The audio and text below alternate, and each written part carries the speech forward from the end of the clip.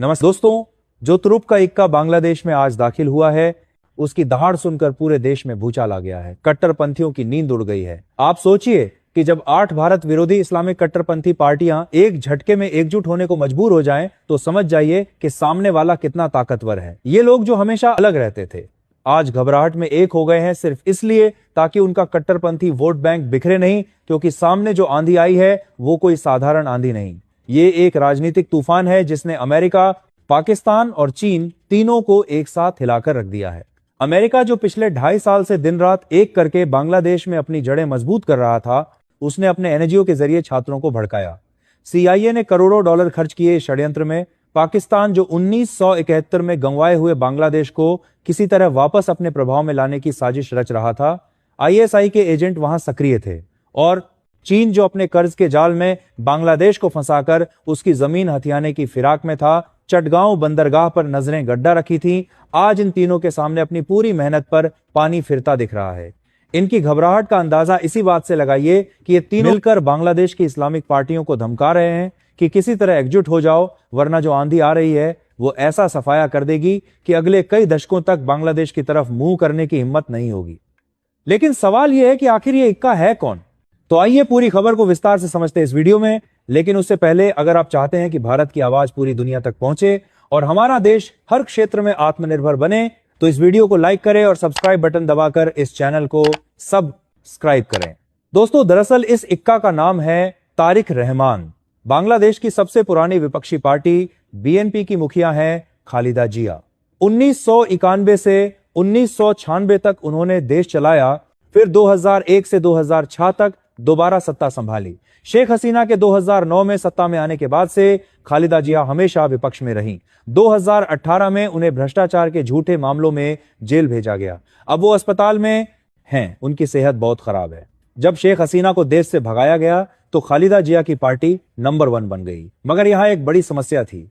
खालिदा जिया मौत के बिस्तर पर हैं। डॉक्टरों का कहना है कि उनकी किडनी फेल हो रही है, लीवर में भी समस्या है, और बीएनपी में उनके बाद कोई ऐसा नेता नहीं था जो इतनी बड़ी पार्टी को संभाल सके। बीएनपी के महासचिव मिर्जा फखरुल में वो करिश्मा नहीं है। इसलिए राजनीतिक जानकारों का मानना था कि फरवरी 2026 के चुनावों में किसी को बहुमत नहीं मिलेगा। ऑक्सफोर्ड यूनिवर्सिटी के एक सर्वे में भी हंग पार्लियामेंट की बात कही गई थी। और फिर मोहम्मद यूनुस लंबे समय तक सत्ता में बना रहेगा। यूनुस ने पिछले 1 साल में बांग्लादेश की अर्थव्यवस्था को तबाह कर दिया। मुद्रास्फीति 11% से ऊपर पहुंच गई, बेरोजगारी बढ़ी, गारमेंट इंडस्ट्री संकट में आ गई, हिंदू अल्पसंख्यकों पर अत्याचार बढ़ गए, इस्कॉन के पुजारी चिन्मय कृष्ण दास को गिरफ्तार किया गया, हिंदू मंदिरों को तोड़ा गया, हजारों हिंदू परिवार भारत में शरण लेने आए। लेकिन दोस्तों, 2-3 दिन पहले एक ऐसी खबर आई जिसने पूरी राजनीति बदल दी। खालिदा जिया के बेटे तारिक रहमान ने, जो पिछले 15 साल से लंदन में रह रहे थे, अचानक ऐलान कर दिया कि वो बांग्लादेश लौट रहे हैं। तारिक 1967 में पैदा हुए थे। उनकी शिक्षा दीक्षा लंदन में हुई। 2001 से 2006 तक जब उनकी मां प्रधानमंत्री थी तो वो भी सक्रिय राजनीति में थे। 2007 में सेना ने तख्ता पलट कर दिया। तारिक को गिरफ्तार किया गया। बाद में इलाज के नाम पर लंदन जाने की इजाजत मिली। उन पर भ्रष्टाचार के मामले चलाए गए। पिछले 15 साल से वो चुपचाप लंदन में रह रहे थे। लेकिन अब जब शेख हसीना को भगाया गया और उनकी मां की हालत बिगड़ी, तो उन्होंने वापसी का फैसला किया। और सिर्फ लौटने का ही नहीं, बल्कि प्रधानमंत्री पद के उम्मीदवार भी बनने का। इस एक ऐलान ने बांग्लादेश में बिजली गिरा दी। बीएनपी में नई जान आ गई। और सबसे बड़ा सबूत तब मिला जब तारिक रहमान बांग्लादेश पहुंचे। ढाका के हवाई अड्डे पर पूरे 10 लाख से ज्यादा लोग उनका स्वागत करने पहुंचे। बांग्लादेश के इतिहास में किसी नेता के स्वागत में इतनी भीड़ कभी नहीं जुटी थी। 1900 के साथ 96 में जब खालिदा जिया चुनाव हार कर लौटी थी, तब भी इतनी भीड़ नहीं थी। हवाई अड्डे से लेकर उनके घर तक पूरे 25 किलोमीटर के रास्ते में लोगों की भीड़ थी। सड़कों पर, छतों पर, पेड़ों पर, हर जगह लोग खड़े थे। तारिक रहमान की गाड़ी के चारों तरफ 3-4 परतों में सुरक्षाकर्मी खड़े करने पड़े। बांग्लादेश की मीडिया ने इसे ऐतिहासिक स्वागत का नाम दिया। डेली स्टार अखबार ने लिखा कि तारिक रहमान की वापसी ने साबित कर दिया कि बांग्लादेश की जनता बदलाव चाहती है। सोशल मीडिया पर तारिक रहमान ट्रेंड करने लगे। ट्विटर पर #Tariq come back hashtag trend कर रहा था। और अब राजनीतिक विश्लेषकों का कहना है कि 99% संभावना है कि फरवरी 2026 के चुनावों के बाद तारिक रहमान ही बांग्लादेश के अगले प्रधानमंत्री होंगे। ढाका यूनिवर्सिटी के प्रोफेसर डॉक्टर अली रियाज ने कहा कि तारिक रहमान की वापसी ने चुनावी समीकरण पूरी तरह बदल दिया है।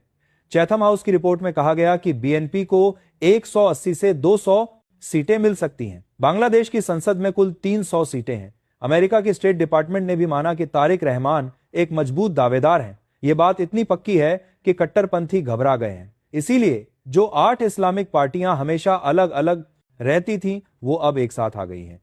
जमात-ए-इस्लामी, इस्लामी आंदोलन बांग्लादेश, खिलाफत मजलिस, हिफाजत-ए-इस्लाम, ये सब एक मंच पर आ गए हैं। इन्होंने इस्लामी एकता फोरम नाम से गठबंधन बनाया है। इनका मकसद है कि कट्टरपंथी वोट बंटने न पाए। 2018 के चुनावों में इन्हें मिलाकर 25% वोट मिले थे। अगर ये एक साथ लड़ें तो इन्हें 60 से 70 सीटें मिल सकती हैं। लेकिन अब इस कहानी में एक और अहम किरदार है शेख हसीना।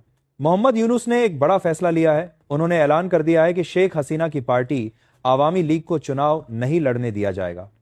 15 दिसंबर को यूनुस ने प्रेस कॉन्फ्रेंस में कहा कि आवामी लीग ने बांग्लादेश को तबाह किया है, इन्हें चुनाव लड़ने का हक नहीं है। उन्होंने कहा कि हम आवामी लीग को आतंकवादी संगठन घोषित करने पर विचार कर रहे हैं। कानून मंत्री आसिफ नजरुल ने कहा कि हम संसद में बिल पास करेंगे जिसमें आवामी लीग पर प्रतिबंध लगाया जाएगा। देश की सबसे बड़ी पार्टी को चुनाव से बैन कर दिया जाएगा।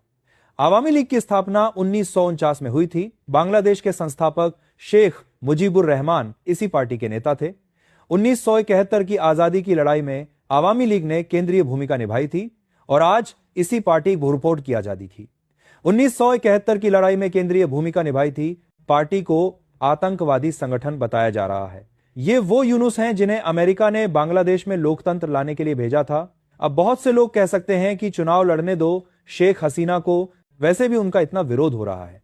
अगस्त 2024 में जब शेख हसीना को भगाया गया तो ढाका में लाखों लोग सड़कों पर उतरे थे। उनके घर को आग लगा दी गई, आवामी लीग के दफ्तरों को जलाया गया, सैकड़ों आवामी लीग नेताओं को मार डाला गया। तो ऐसे में शेख हसीना चुनाव लड़कर क्या हासिल कर लेंगी?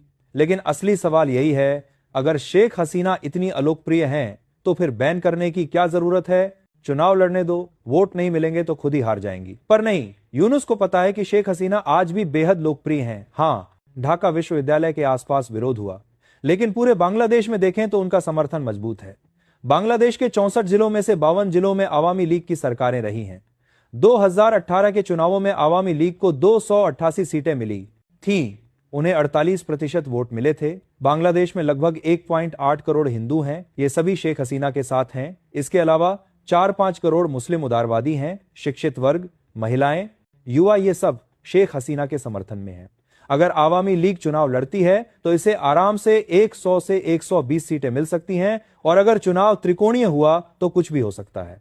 मान लीजिए बीएनपी को 140 सीटें मिलती हैं, आवामी लीग को 110 सीटें मिलती हैं और कट्टरपंथी गठबंधन को 50 सीटें मिलती हैं। ऐसे में किसी को बहुमत नहीं मिलेगा और फिर आवामी लीग और बीएनपी मिलकर सरकार बना सकते हैं, या फिर कट्टरपंथियों को बाहर रखने के लिए शेख हसीना और तारिक रहमान एक साथ आ सकते हैं। इसीलिए यूनुस उन्हें बैन करना चाहते हैं, क्योंकि अगर शेख हसीना वापस आई तो यूनुस ने पिछले 1 साल में जो झूठ का साम्राज्य खड़ा किया है वो ढह जाएगा। छात्र आंदोलन की सच्चाई सामने आ जाएगी। 5 अगस्त को ढाका में जो हिंसा हुई उसमें सीआईए की भूमिका उजागर हो जाएगी। वॉशिंगटन पोस्ट की रिपोर्ट में खुलासा हुआ था कि अमेरिका ने छात्र नेताओं को ट्रेनिंग दी थी, उन्हें सोशल मीडिया पर प्रोपेगेंडा फैलाना सिखाया गया। लेकिन सवाल है, कब तक रोक पाएंगे? यूनुस की सत्ता फरवरी 2026 तक ही है, उसके बाद चुनाव होंगे ही, और चुनाव में तारिक रहमान की जीत लगभग तय है। तारिक रहमान एक प्रो इंडिया नेता हैं। 2005 में उन्होंने दिल्ली का दौरा किया था। उन्होंने प्रधानमंत्री मनमोहन सिंह से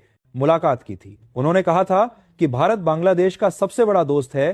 तारिक रहमान चीन के कर्ज जाल के भी खिलाफ हैं। वो पाकिस्तान की आईएसआई से भी दूरी बनाना चाहते हैं। इसीलिए जब तारिक रहमान प्रधानमंत्री बनेंगे तो वो सबसे पहले आवामी लीग पर से बैन हटाएंगे, शेख हसीना को सम्मान के साथ वापस बुलाएंगे, और तब बांग्लादेश में असली लोकतंत्र आएगा। दोस्तों, भारत के लिए यह बेहद अच्छी खबर है। बांग्लादेश में लोकतंत्र की वापसी हो रही है, और जब बांग्लादेश में लोकतंत्र मजबूत होगा तो भारत का प्रभाव भी मजबूत होगा। हम तीस्ता नदी जल बंटवारे का समझौता कर पाएंगे। भारत बांग्लादेश सीमा पर तस्करी करने के बाद रुकेगी। नॉर्थ ईस्ट के विद्रोही संगठनों को बांग्लादेश में शरण नहीं मिलेगी। चटगांव बंदरगाह का इस्तेमाल भारत कर सकेगा। रामपाल थर्मल पावर प्लांट से भारत को बिजली मिलेगी। सबसे बड़ी बात, हम दुनिया को दिखा देंगे कि भारत किस तरह 3 बड़ी खुफिया एजेंसियों को मात दे सकता है। अमेरिका की CIA, चीन की MSS और पाकिस्तान की ISI, ये तीनों मिलकर बांग्लादेश में भारत के खिलाफ साजिश रच रहे थे। CIA ने $50 मिलियन खर्च किए बांग्लादेश में अपना नेटवर्क बनाने में, लेकिन भारत की रॉ ने इनकी हर चाल को नाकाम कर दिया। हमने तारिक रहमान से संपर्क साधा और अब जब तारिक रहमान सत्ता में आएंगे तो ये तीनों एजेंसियों की हार पूरी तरह साबित हो जाएगी। ये भारत की एक बड़ी जीत होगी और अपने विरोधियों को ऐसा पटकेंगे कि दुनिया देखेगी कैसे। भारत ने बांग्लादेश में दुनिया की 3 सबसे बड़ी खुफिया एजेंसी, अमेरिका की CIA, चीन की MSS और पाकिस्तान की ISI, तीनों को इतनी बुरी तरीके से अकेले हरा दिया, वो भी अपने दम पर। तो दोस्तों, ये थी आज की पूरी खबर, जो काफी रिसर्च और मेहनत के बाद आपके सामने रखा गया है। बाकी आप लोग इस पूरे मुद्दे पर क्या सोचते हैं, कमेंट में जरूर बताइएगा। और दोस्तों, जाते जाते एक छोटी सी हेल्प कर दीजिए, इस वीडियो को एक लाइक करके अपने दोस्तों तक शेयर करके हमारी मेहनत को सपोर्ट कर दीजिए। धन्यवाद।